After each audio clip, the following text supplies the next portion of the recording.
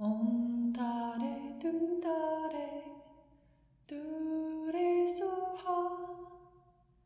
Om Tare Tu Tare Tu Re Soha.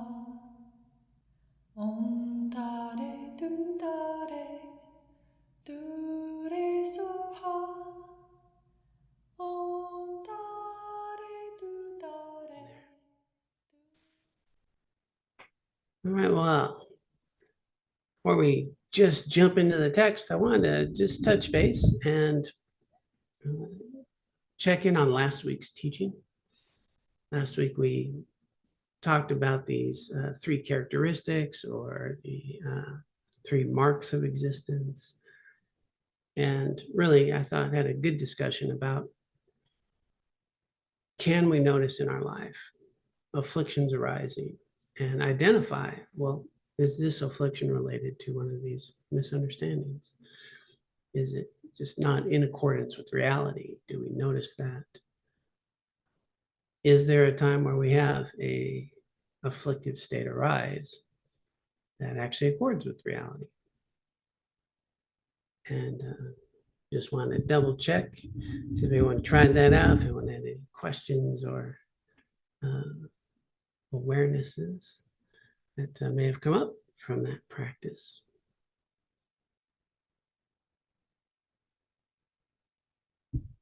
So just in awareness, lots of afflictive states have come up since last week. And I've got this expectation that once I recognize them as an afflictive state and I'm steeped in all this Dharma, that they'll just go away and then I'll be happy again. And that hasn't been my experience. They come up and they come up, and then I realize they're there and I get to work with them, and then something shiny shows up in the periphery and I forget all about it, and then I get to do the whole thing all over again. So I don't know if that's standard or if I'm just a slow student or what. But yeah, I believe that is more of the standard process we start to notice, but the difference is a softening. Right, we're not as effused with the afflicted state, right? There's a softening, there's a recognition. Oh yeah, that's still there, versus just being in the grip of it, fused with it. I am this affliction, right? So did you have that softening in that sense? definitely, yeah. Yeah, but I still want it to just be gone.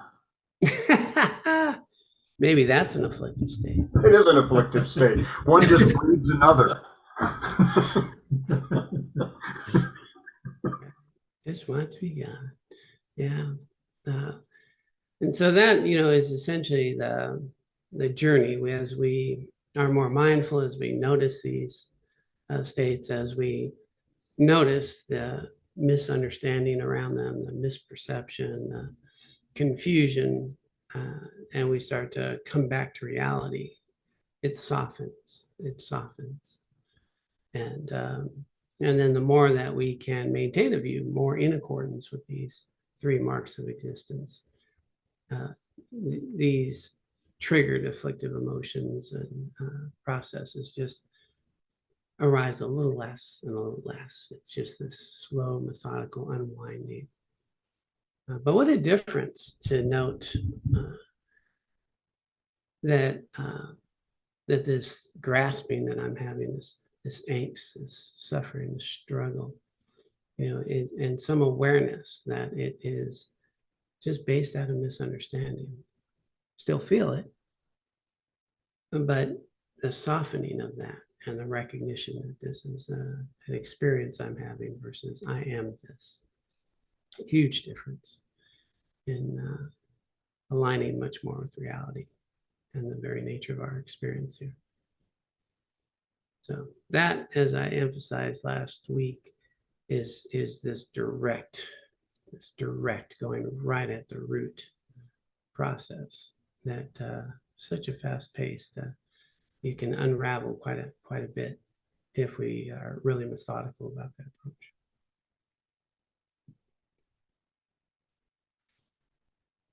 Okay, well, we have an interesting topic. tonight.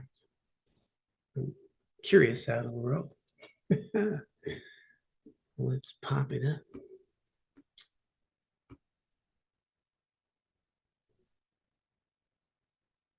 So we recently have covered the kind of skillful methods that we can sort of enhance our practice, our meditation, just alter even the quality of our mind as we prepare to meditate. Advantages that can be used by creating a nice, really inspiring environment and alter these prayers that we can make that ripen our mind.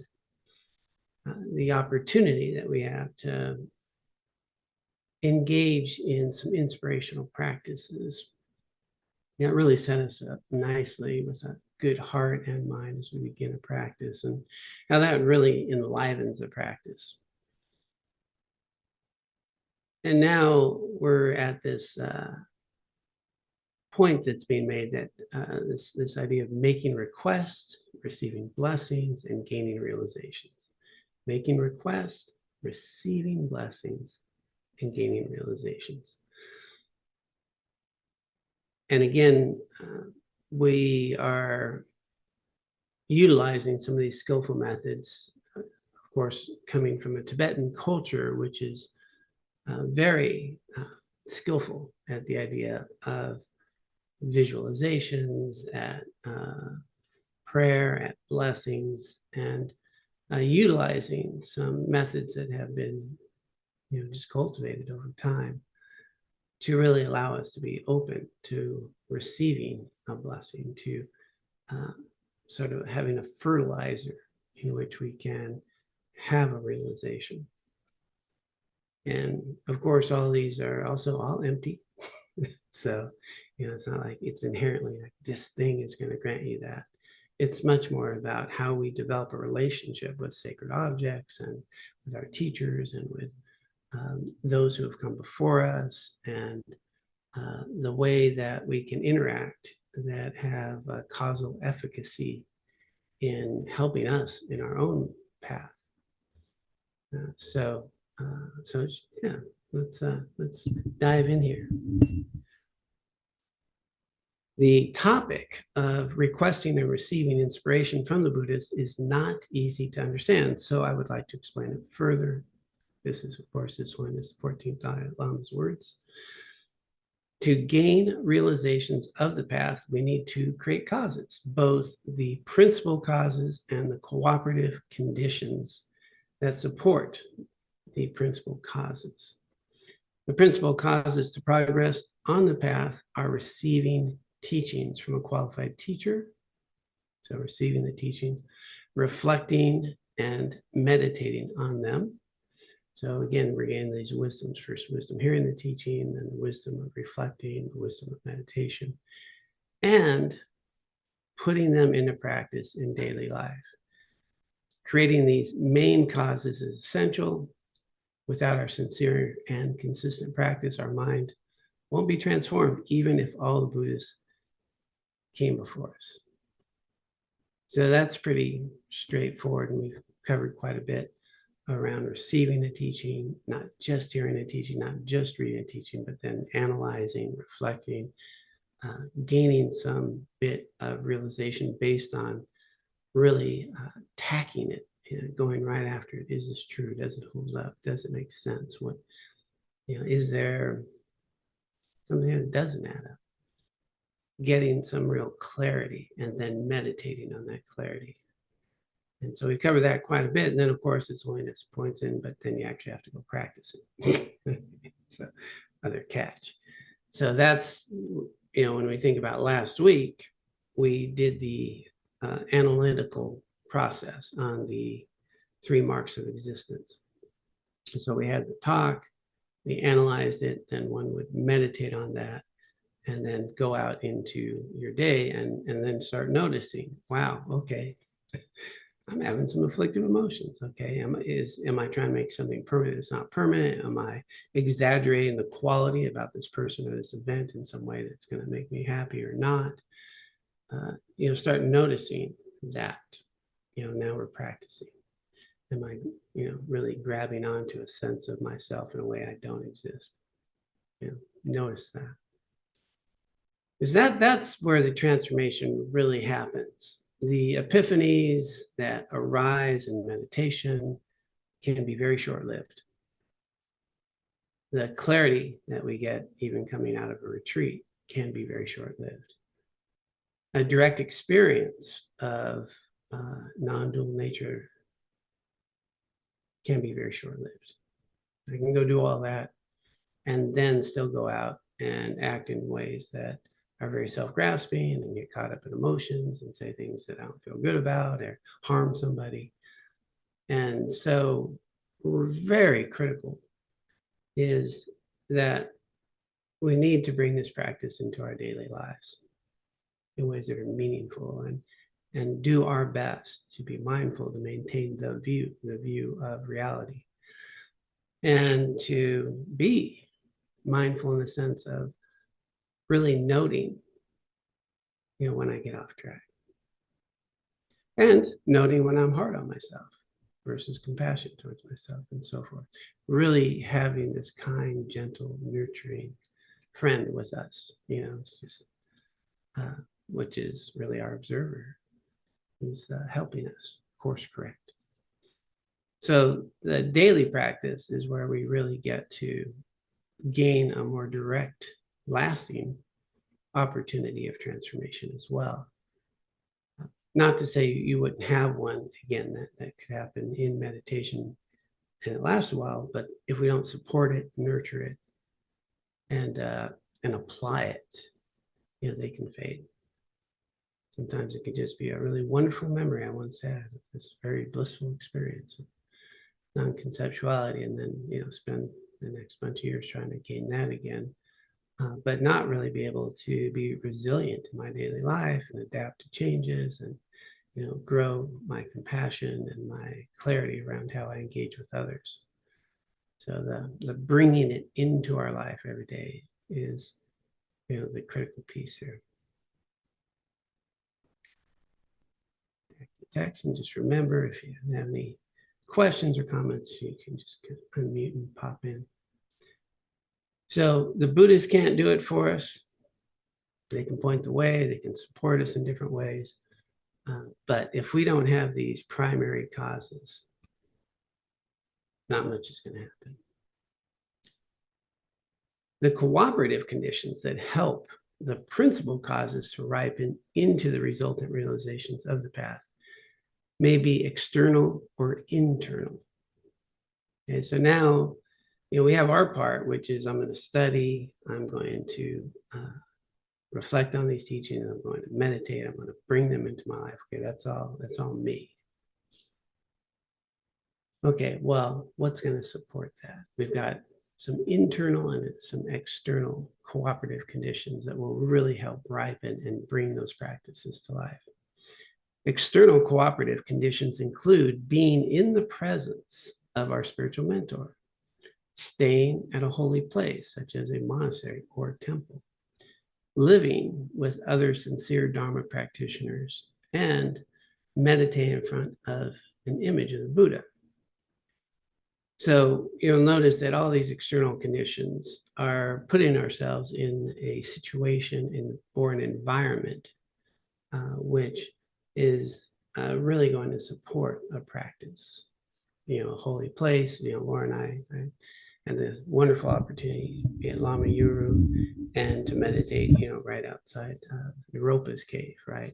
And so we're in this incredible ancient monastery, Naropa's cave, and it's very palpable, right? And our minds are going to be just in wonder and awe as we meditate.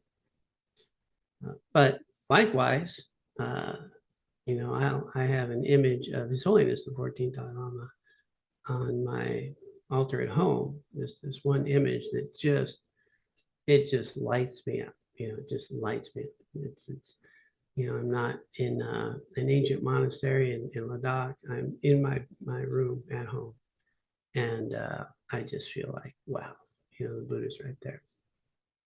And so that really inspires me, and it ripens my mind in a very different way.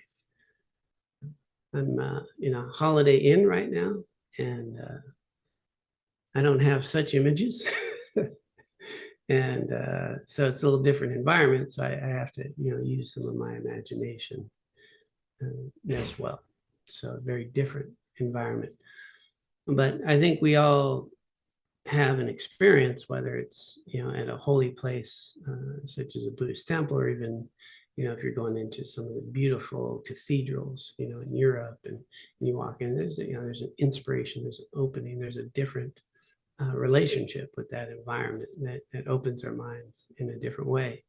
And again, it's not all coming from the environment, it's coming from us as well, and our capacity to be open to the wonder of it and to what we're bringing. There's going to be a dynamic here. So that's external. An analogy is helpful to understand how an external condition can help to deepen our Dharma understanding. If we know nothing about ecology, we won't understand much by hearing an expert respond to questions about it. We go to a lecture, we don't understand the vocabulary of it, we don't really understand, what's being taught. But if we already have some background, yet lack clarity on the subject, the words of an expert will dispel our doubts and clarify our understanding.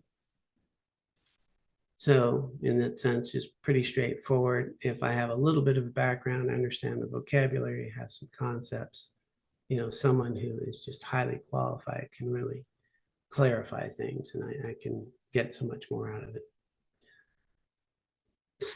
Similarly, we may have some knowledge about the Dharma topic, but don't understand it well. If someone who has meditated deeply on the topic discusses it, the combination of our knowledge and the words of a compassionate and wise person will give rise to an understanding that we did not have before. The basic cause is our own knowledge.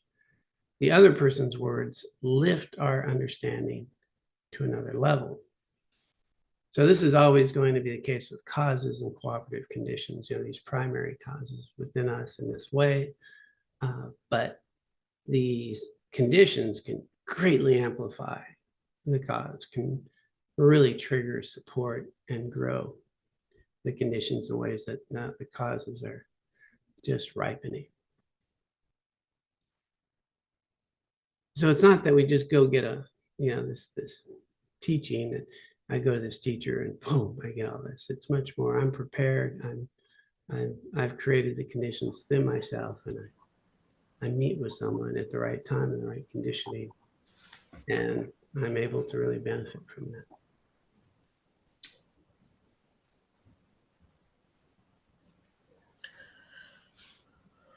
Is somebody about to ask a question? Or I think I hear a voice on it. Okay, all right. Our daily Dharma studies and practices establish the groundwork so that being in holy sites or in the presence of our spiritual mentors will affect experiences and realizations in our minds. We may recite the verses to generate bodhicitta every day, but not feel much when we do, even though we have admiration for bodhicitta, right? So most of us might have had that experience, right? We doing the prayers, doing the mantras, but I'm not, it's not raising the hair on my arms. It's not, and then one day, while repeating the same verses in the presence of our spiritual mentor, the words have a totally new effect on our mind, and deep feelings of compassion and altruism blossom in us. Similarly, we may study and reflect on emptiness often, but reach a mental roadblock that we cannot seem to get beyond. When we meditate on emptiness under the Bodhi tree and Bodhigaya, that obstacle disappears, and our understanding of emptiness becomes clear. The inspiration of our spiritual mentor and the blessing of the sight of the Buddha's awakening are cooperative conditions. The indispensable principal cause is our own effort to practice sincerely. So again, still going to be dependent on us. Without this, such experiences do not magically happen.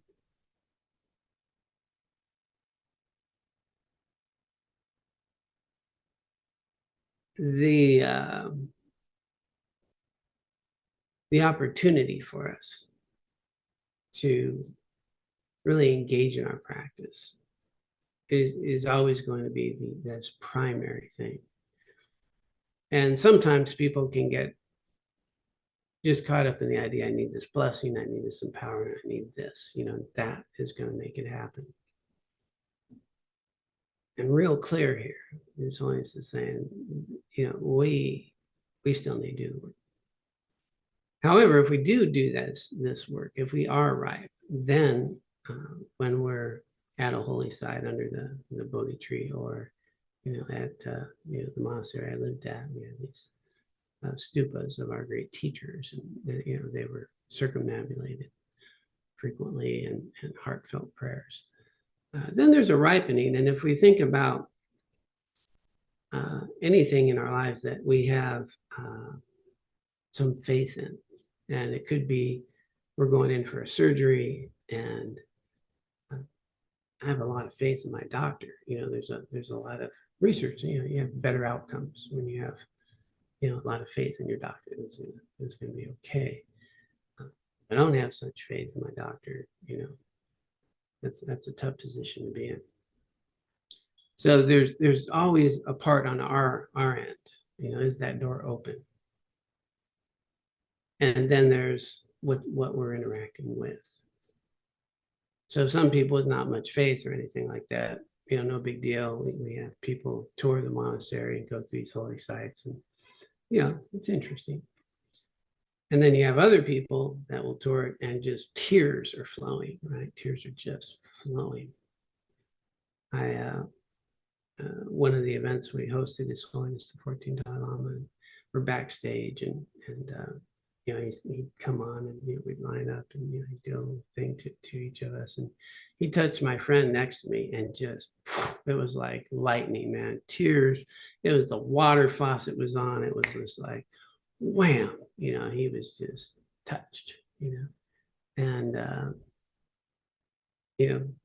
with that, he was just right for that touch. And I didn't cry. I didn't cry. I felt jealous. I was like, man, I wish I got that hit. And I was overwhelmed, and I felt in awe, but not like that. And so what's happening with blessings, with these cooperative conditions, with the environments, has a lot to do with our own ripening, what we're bringing to this interaction, as well as what's coming from that side. But it's not just one or the other, and it's not just, somebody's going to touch your head with a holy object and everything's purified. We still are needing to create these primary conditions within ourselves that are sustainable and make sense to us, that are practical and reliable. And then there's, a faith built upon research, application, learning, analyzing, and bringing it into our daily lives. So much more from our side, that we can have a faith that's built upon direct experience, application in our own lives, and then these cooperative conditions can just really amplify everything.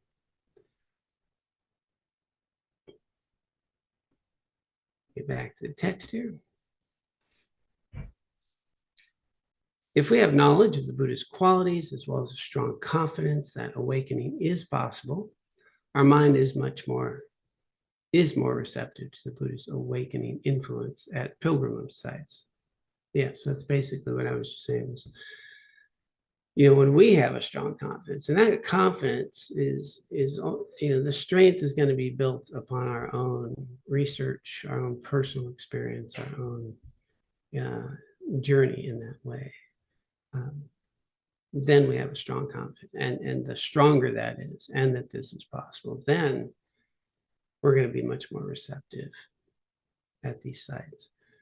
We cannot force ourselves to have faith in the three jewels. Stable faith is gained through learning and reflection. If a person has little interest in the Dharma or minimal faith in Buddha, although a good imprint is left on their mind stream by going to Bodh Gaya, very little else will happen. They may spend a lot of time drinking tea and visiting the tourist shops. Internal cooperative conditions include purification and collection of merit, as explained above in the seven limb prayer.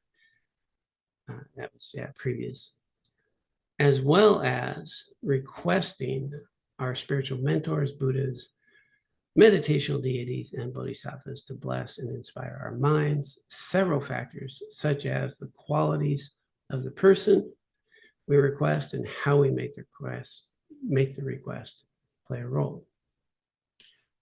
All right, so now we're talking about internal cooperative conditions, purifying, collection of merit, and then requesting these spiritual mentors, Buddhas, meditational deities, bodhisattvas to bless, inspire our minds.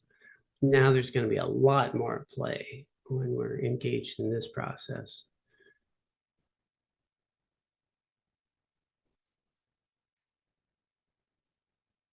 The purification and merit is something that is a process that we can engage in all the time. Most of you that have attended the teachings, you know that we have purification practices. We have these 4 opponent powers, and there's some different practices where we can purify negativities, mental imprints, these karmic imprints and so forth. And a lot of it's just very practical, just like the transforming unskillful events that we translate as well, which is essentially just recognizing the harm that those types of activities and behaviors have created in our own lives, the lives of others, and gaining a realization of that, a wisdom, right? Intelligent regret. And then with that recognition, that intelligent regret, the commitment to not engage in those types of behaviors and to engage in some healthy, productive compassion or wisdom activity to sort of offset. And I'll tell you, that's not unlike what happens in a Catholic confessional, confessing, acknowledging, learning from, and then engaging in a spiritual activity to offset it. And it's also not too unlike just psychology and therapy, that we are unpacking some of our shame, some of our guilt.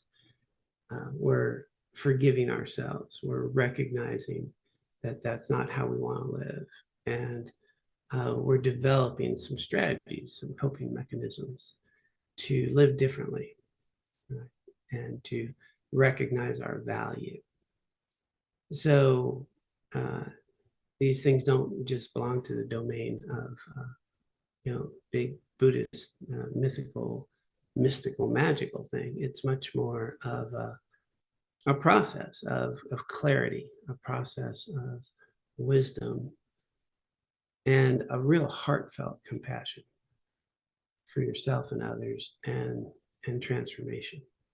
So purification is something that, even though we can use these beautiful visualizations and we can actually bring to mind these Buddhas and Bodhisattvas, and if we have that type of a practice and a relationship, it can really, again, add even more to that purification process.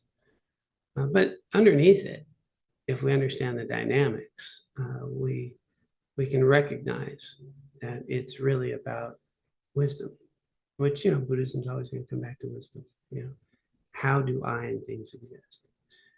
What are true causes of happiness? What are true causes of suffering? So in purifying, what I'm purifying are these afflictive states that are based on misunderstanding that has caused harm in my life and the lives of others. And I'm seeking to transform that, to grow from it, to engage in life more accurately in ways that are compassionate and productive and healthy rather than harmful to self and others. So with that dynamic, then I can bring to mind again some of these other meditational deities or teachers or inspirational places that would even enhance that practice as well. With Vajrasattva practice, for example, one might get an empowerment, blessing to do this practice, and then you think, well, okay, well, how's that really work? How's that really going to enhance my purification? Well, what if I thought about, well, I'm getting this lineage passed down to me. Well, it's been passed down through centuries. It's been practiced by, thousands and thousands of others.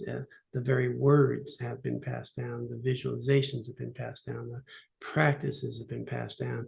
And then the whole weight of a monastery, the whole weight of a lineage, the whole weight of the teachers that have practiced this, that have engaged in practices, that have cut through their own struggle. Maybe they've been enlightened and passed down and passed down. And then, by the time we're receiving this, we recognize that what we're receiving has been ripening for centuries, has been engaged in, has been practiced, and it contains within it the aspirations of all those who said those prayers for our benefit. And then again, and then again, and then again. And, with that kind of understanding that when I'm receiving a blessing for a particular practice, it's carrying the weight of centuries of practice, of countless practitioners, of their aspirations, of their heartfelt prayers. And now it's offered to me. And when I'm saying it, it didn't arise from nowhere. It arose from all these other people, all these other beings, all these other practices. And there's a force then that if I'm open to it, it's a very different experience than me just simply going through a purification practice. Not to say going through a purification practice, but you can just see the amplification that could happen if you're open to that, if that becomes a cooperative condition and just force, and then some real incredible inner shifts can happen. Just pause there, see if anyone has any thoughts or questions so far.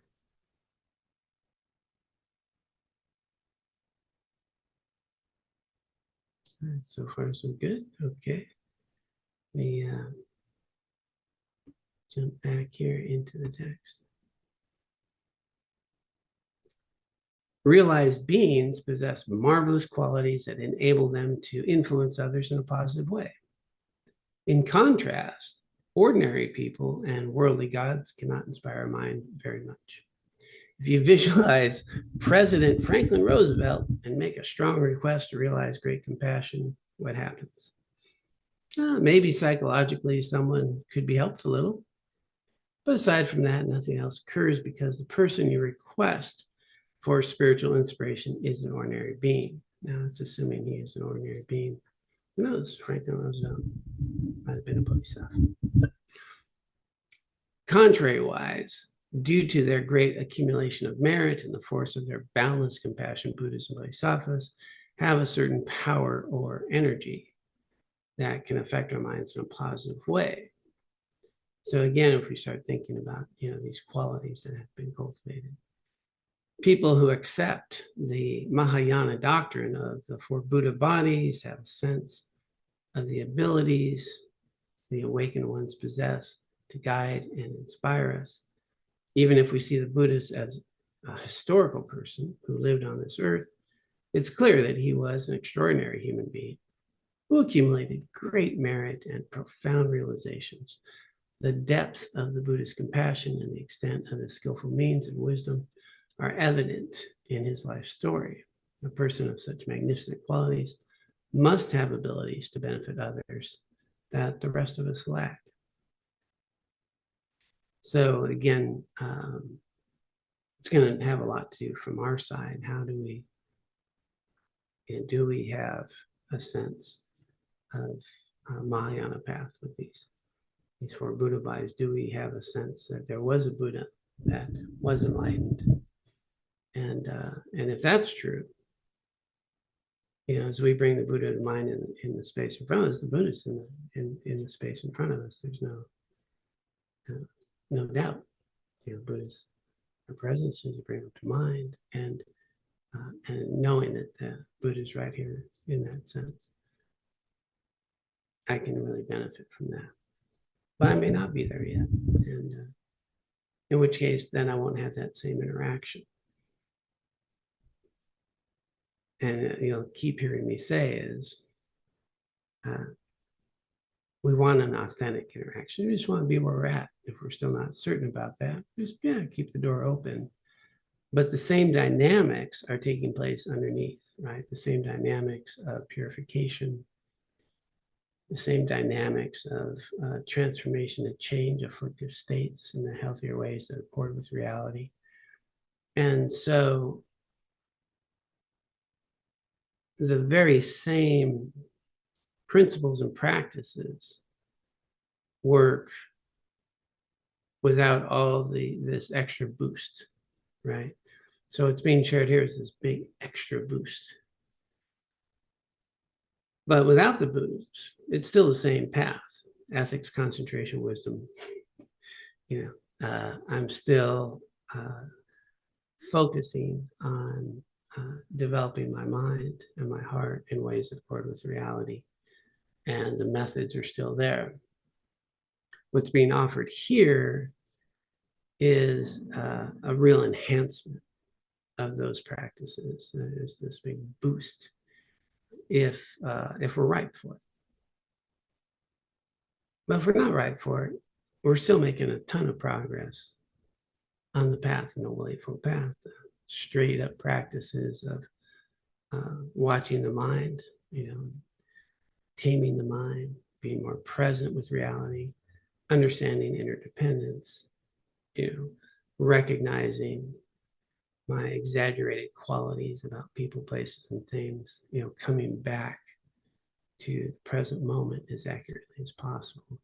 So really just cultivating ethics, concentration, wisdom, four immeasurable attitudes. We have a full path right there without all the altars and blessings and everything. Happen to be open to that, then you have all this extra boost. Does that make sense there? To be where we're at. And because we want to keep going back to what he said at the start. The primary conditions, the primary causes are within us. They're within us. And as we gain more realization directly, more experience interacting in the system, then we'll change anyway. We're going to change anyway. And then, this Mahayana path might ripen, or Theravada path might ripen. There's different methods. And they're all different applications for different minds. So, it's not like, oh, you need to do this. It's, well, if your mind is suited for that, these are very helpful. If your mind's more suited, for this just straightforward, bare bones, boom, this is what I do next, then that's fine. That works too. That works too. What doesn't work well is a lot of pretending and a lot of, just hopefulness in a sense, versus a deep aspiration, a desire, a determination, But what's going to really make the difference is some personal application and result experience that you're having by living more ethically with a mind that's tamed in a way that accords with reality. I mean, that's always the foundation. That's already enough right there.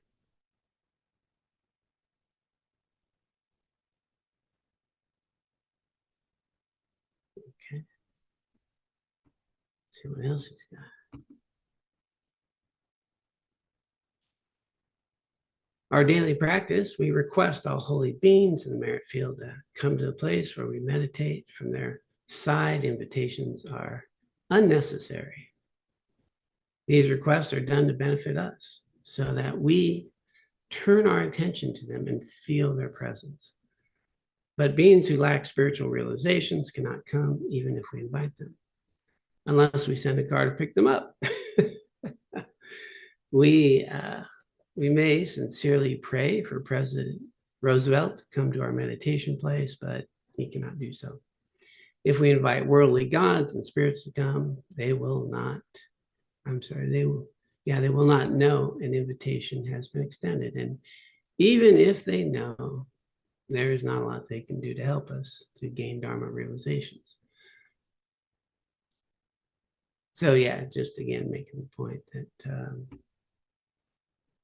I do want to make this one point back here. When we visualize a merit field, all the Buddhas and Bodhisattvas, we bring them to mind. Again, that's this rich practice where we know that they've devoted their lives to helping. So of course they'll be there. And there's a very different mind knowing that they're there. But pointed out, they don't even need the request, right? The request is for our mind to think about them. It's for our mind to think. We're not bringing it to the mind otherwise. They're always there. They're always there. They'll love you no matter what. That's always there. What we're doing when we're bringing them to mind is from our side, gaining some support.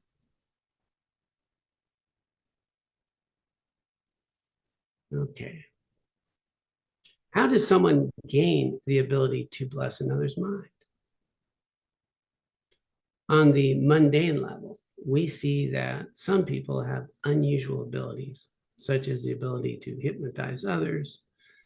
From the Buddhist viewpoint, this is due to karma they've created in previous lives.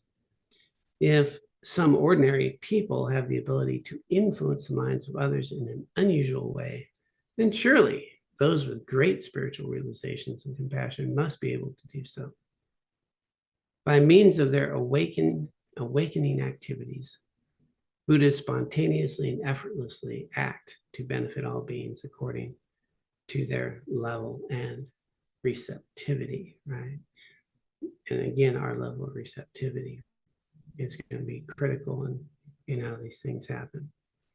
The power of the Buddha's realizations, compassion, and awakening activity alone is not enough to affect change in us.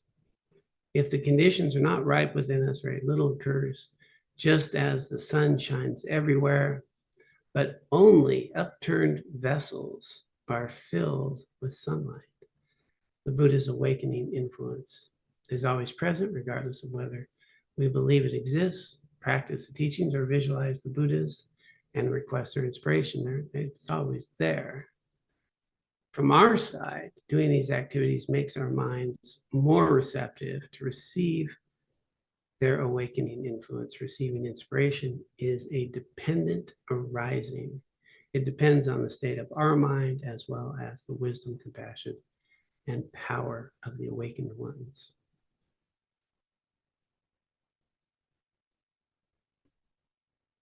So there it is, in terms of creating conditions where our little cup is turned up and we can't receive it. Or sometimes use an analogy of a doorway. Our door's open. Buddhist doors are always open.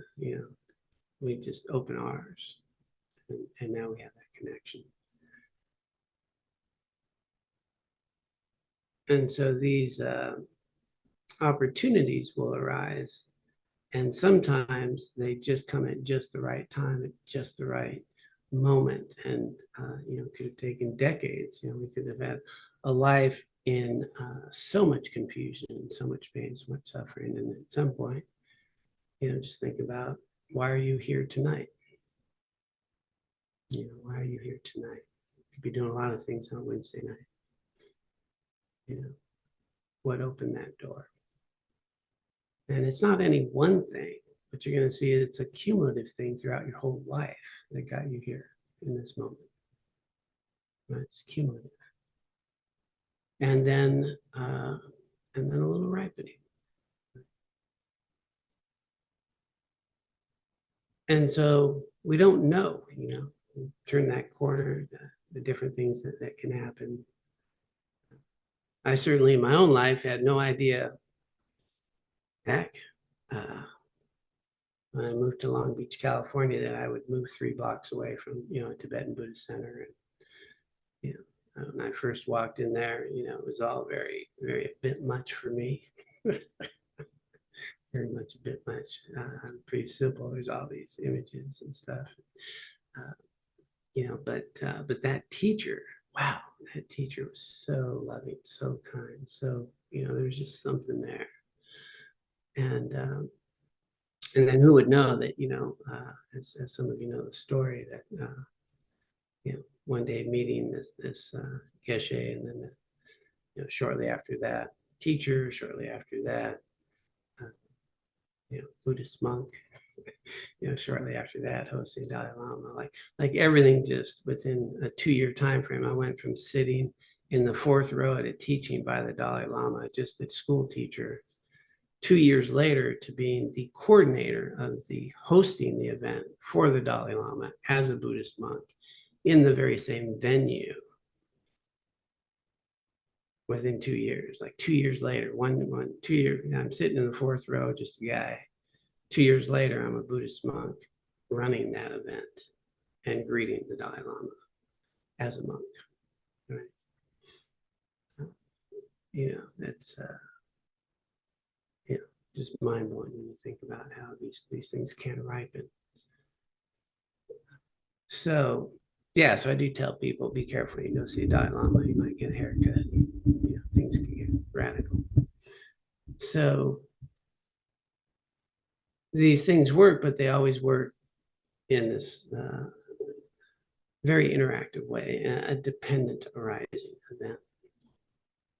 And what you consistently hear me pound time and time again is,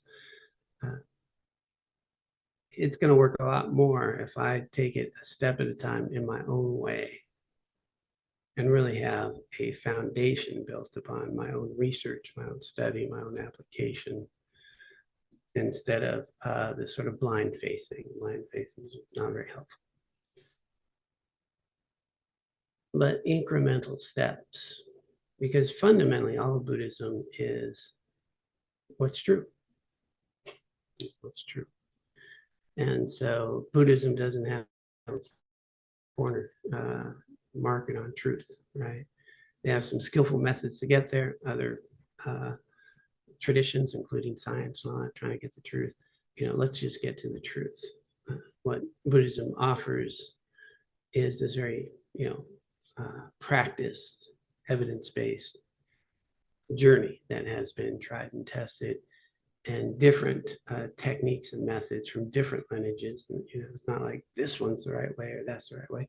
There's a wide range of pathways within even Buddhism, methods that have worked for different minds. That's why we have Zen, we got Tibetan, we got Theravada, we have these other ones even within Buddhism, and even within Tibetan Buddhism, we've got different lineages and different practices and so forth. But likewise,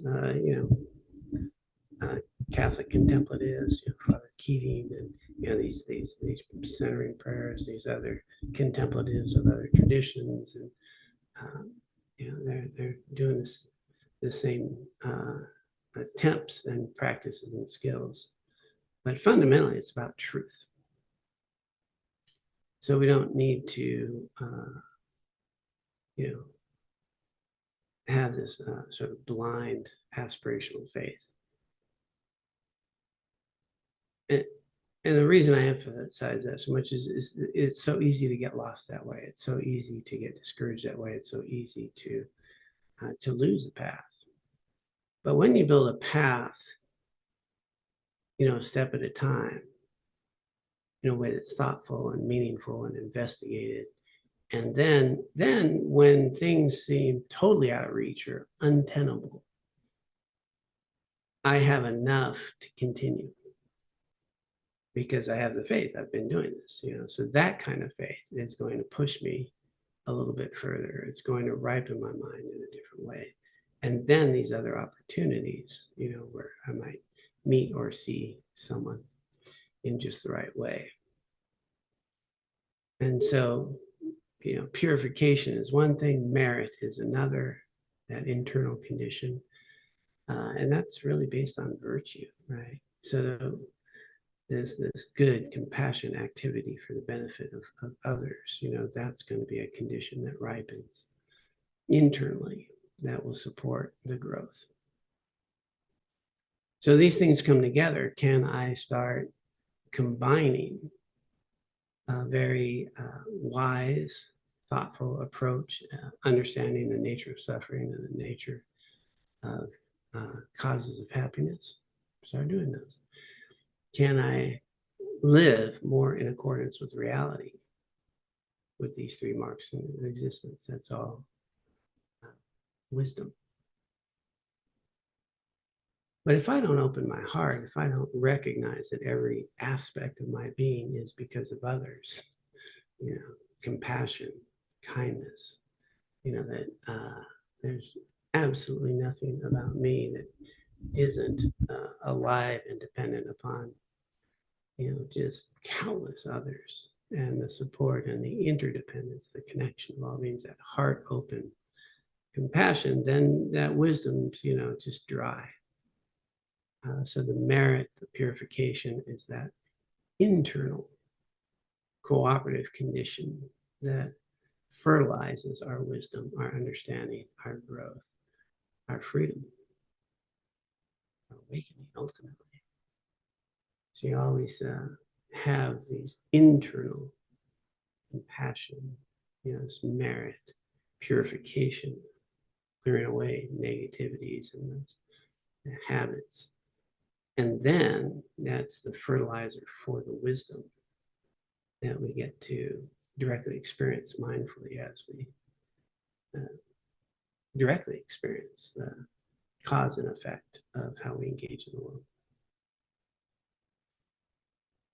And then with all that, if it's ripened, bring to mind all the Buddhas and Bodhisattvas and the space in front of you, and have some water bowls, throw up some flowers, know that you have the best guests here ready to help you, and you're open to that. Wow. It's a good place to be. All right, well, I think that's probably a good note to pause on, and then again, I'll see if this very non-talkative bunch tonight has any comments or curiosities or thoughts around the teaching before we wrap up.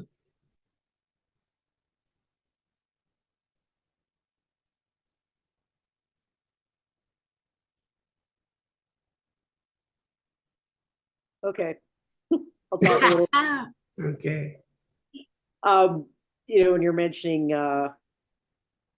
being ripened to receive the teachings of the Buddhas or the blessings of the Buddhas, it just occurred to me that we're ripening ourselves, or I've been able to see the blessings of just what I presume to be ordinary people so much more easily. So it's not that difficult.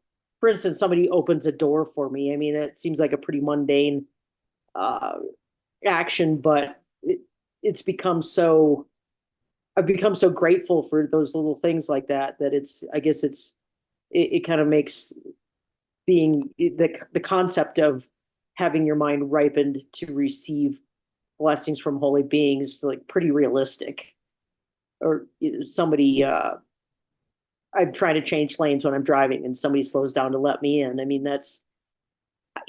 without this practice, I would probably wouldn't have put as much notice, given as much notice, or been or have been so affected by that act of kindness as I am now. So it's not that difficult to presume or expect or hope that if you're in the presence of a who you know is a holy being, that same thing could occur at a greater level. Yeah, what great examples. Yeah, just the mind that you're in to be aware of that kindness. Yeah, great analogy there.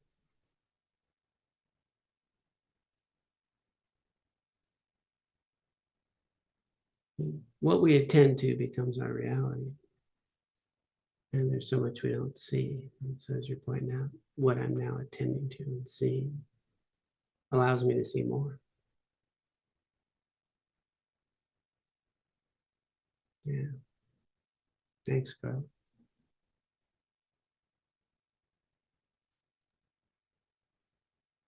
Okay, Greta, were you gonna pop in there? I was. It's good to hear this teaching. And I've been practicing a lot of mindfulness, driving, walking, eating, etc. Like the teachings through Buddhism and what you were talking about. But something cropped up, a question while I was listening to you. It was like, I keep hitting this wall with this thing like, how do I know when my experience is like authentic? Like, maybe this is a little too abstract, I don't know, but what's the difference in believing in the teachings of Buddhism or the teachings of Christianity or the teachings of the 12 steps of recovery? Like, I don't know, because I was just thinking about taking the Bodhisattva vows, and it's like, I'm just not sure which reality to choose, like it, but like the Buddhist path feels right because like you were talking about, like it's kind of like test it out for yourself and see how your experience, how it feels in your own experience. And then you can investigate further from there, as you incorporate each teaching. I don't know if I'm making any sense, but I'm just questioning like the authenticity of my perception of what is best for me, in a path, whether it be Buddhism or whatever. Mhm. And it sounds like that's exactly what you're doing. Yeah. And when you're ready, and you'll know, that next thing will happen.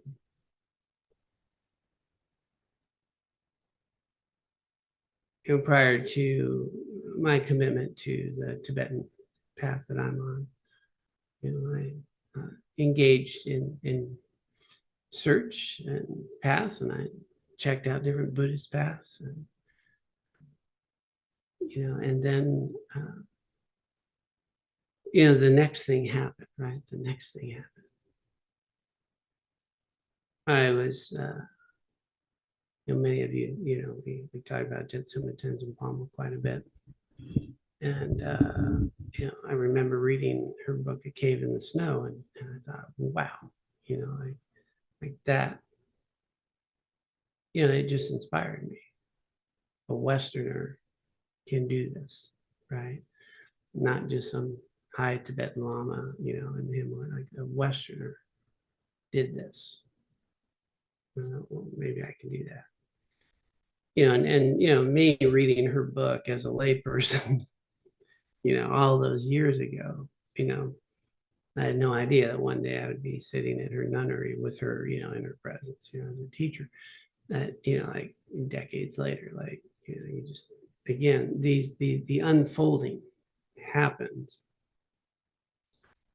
But it's for us to keep taking the next step that makes sense.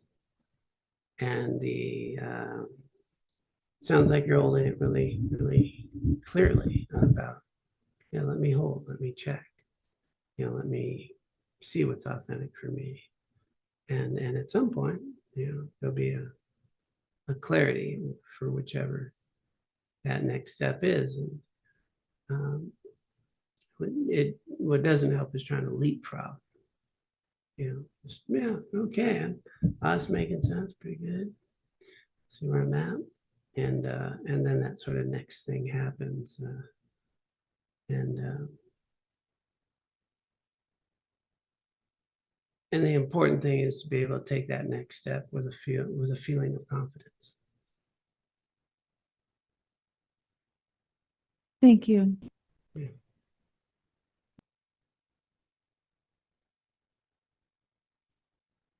All right. Well, what a gift it is to have this. This is as His Holiness pointed out, it's not an easy thing to grasp. And a lot of people get really confused around things and always want these blessings and think that, this or that magically happens. And yet sometimes this or that happens and it seems very miraculous, and just understanding this idea that we have, or a framework of having done our primary causes first, and then supporting our primary causes with these cooperative conditions. We'll have these opportunities that are available to us in whichever way makes sense to you, or the mind that you're bringing to it. All right, let's go ahead now and dedicate the merit that we have already cultivated on this Wednesday evening.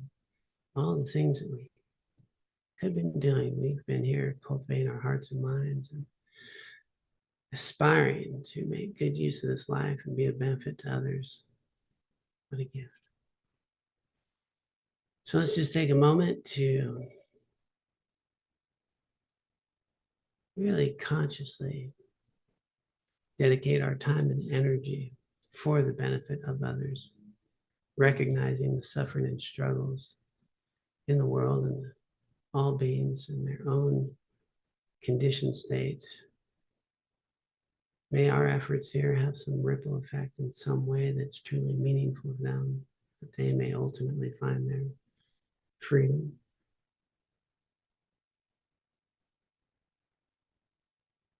And for our own continued spiritual growth, that we may keep creating the causes and conditions that give rise to wisdom and compassion in ways that are truly productive, allowing us to cut through our own suffering and recognize our own liberation so we can be of greatest benefit to all.